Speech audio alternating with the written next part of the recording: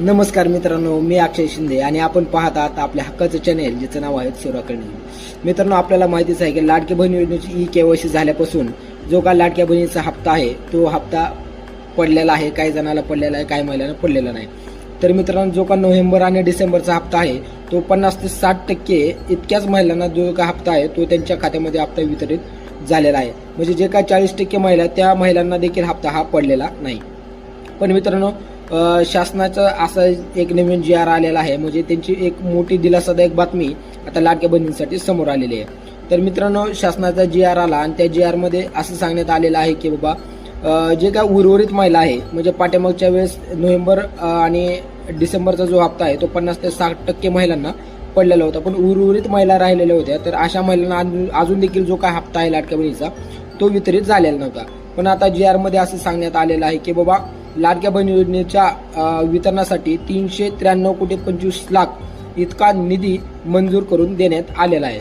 तर मित्रांनो, लवकरच जे काय आपल्या लाडक्या बहिणीचा नोव्हेंबरचा आणि डिसेंबरचा जो हप्ता आहे तो लवकरच आता लाडक्या बहीण योजनेच्या खात्यावरती लवकर वितरित करण्यात येणार आहे.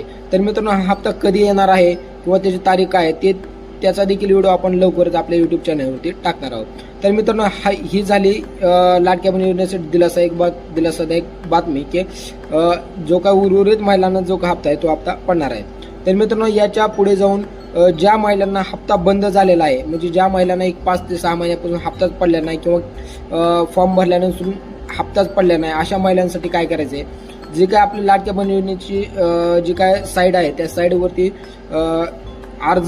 तक्रार म्हणून एक ऑप्शन आहे. त्या तक्रारीवरती जाऊन तुमचा जो काय तक्रार आहे, समजा लाभार्थी असेल किंवा इतर महिलांची जी आहे त्यांची तक्रार तुम्ही आपण तिथं देऊ शकता. त्याच्यामध्ये लॉग इन केल्यानंतर म्हणजे साईट ओपन केल्यानंतर तुम्हाला तिथे एक ऑप्शन दिसणार आहे तक्रार म्हणून.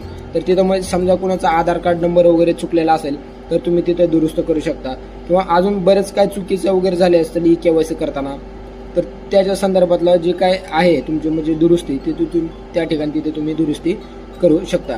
तर मित्रांनो, लाडक्या बहिणीसाठी ही महत्वाची एक खुशखबर होती की बाबा लाडक्या बहीण योजनेचं जे काय 40% महिला राहिल्या होत्या, म्हणजे निम्म्या महिलांना पडला होता आणि निम्म्या महिला राहिल्या होत्या. तर अशा लाडक्या बहिणींना जो काय हप्ता आहे तो लवकरच त्यांच्या बँक खात्यामध्ये लवकरच जमा होणार आहे. तर मित्रांनो, त्याची तारीख देखील लवकरच जाहीर होईल आणि त्याच्यानंतरचा व्हिडिओ देखील आपण आपल्या चॅनलवरती टाकणार आहोत. तर मित्रांनो, तोपर्यंत आपल्या चॅनलला सबस्क्राईब करायला विसरू नका आणि व्हिडिओ